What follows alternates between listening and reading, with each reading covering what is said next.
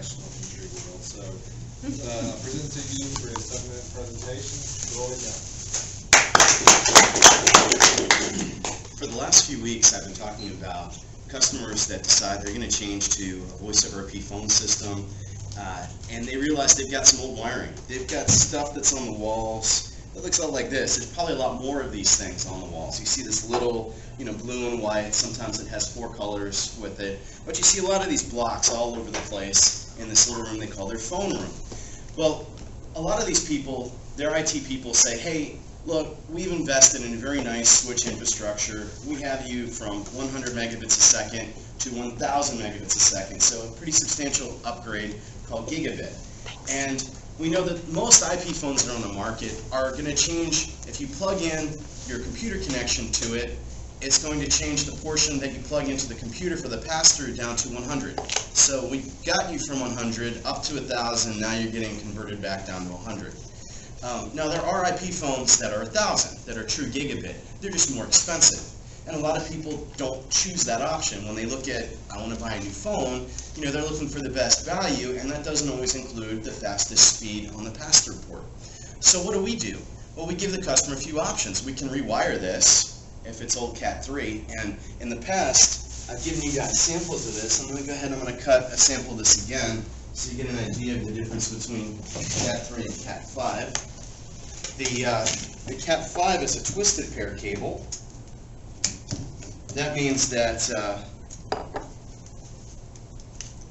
as you look at the strands, I'm going to send that one down each side, you notice there's twist in the wires. There's 4 pairs of wire in a standard Cat5 cable. The Cat3, or a lot of the older cable, is straight. It does not have twist in it. So if you look at it and pass that down, you can kind of see what I mean by the twist. And you notice there are different rates of twist. So within that cable, there's different rates of twist to cancel noise and to improve speed. When Cat5 first came out, it was 100 megabits, and now you can buy an enhanced version that is 350 megabits. So the Cat5 350 can support gigabit speeds. Now, do these phones need gigabit speeds? No, not really. 100 megabits is perfectly fine on phones. Does anyone know the average transmission size of a packet of a phone call? 37. It's 80K.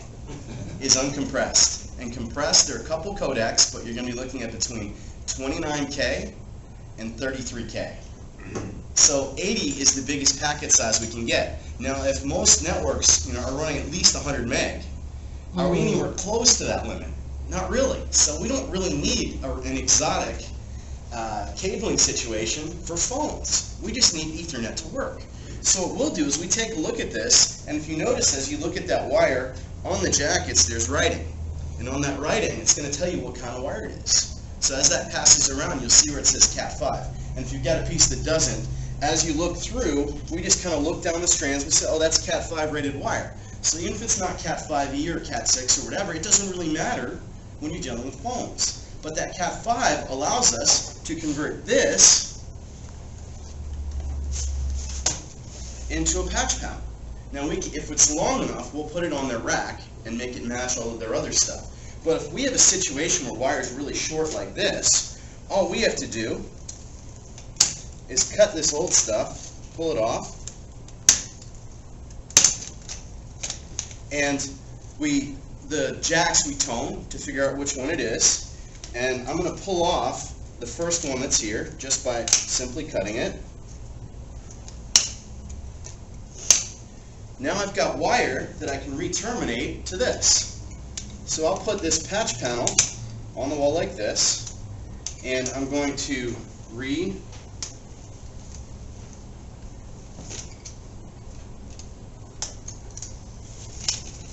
pull this off here, and I'm trying to keep this staying up.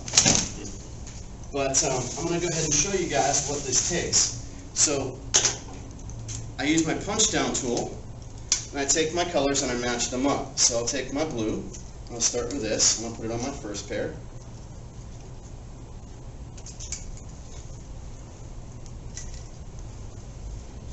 Then I'll take my orange, I'll move it across and put it on my second one.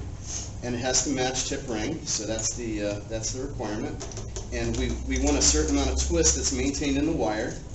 And by the way, a big difference between electrical contractors who do this and us is we actually care about how well this is done.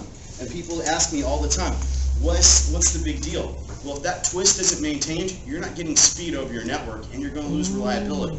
So a lot of people complain because there's too much untwist in the network and their network runs terrible. So I come over here and I do my last one. I punch this down.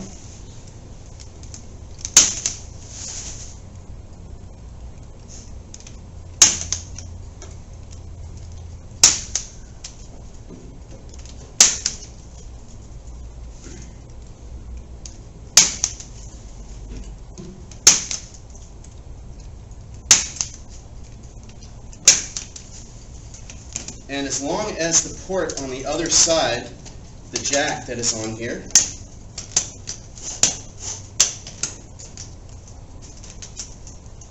as long as this port is Cat 5 rated, I'd have to change out the jack too. If it's not, we're ready to go.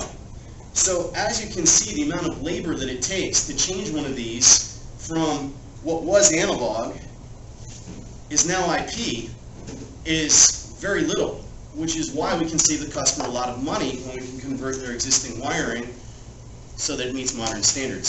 So if you have a customer who, and even if they bought from another person, or if they're even thinking about going to an IP phone system, we can assist them with their wiring, help save them quite a bit in the process. Troy Johnson, JPS.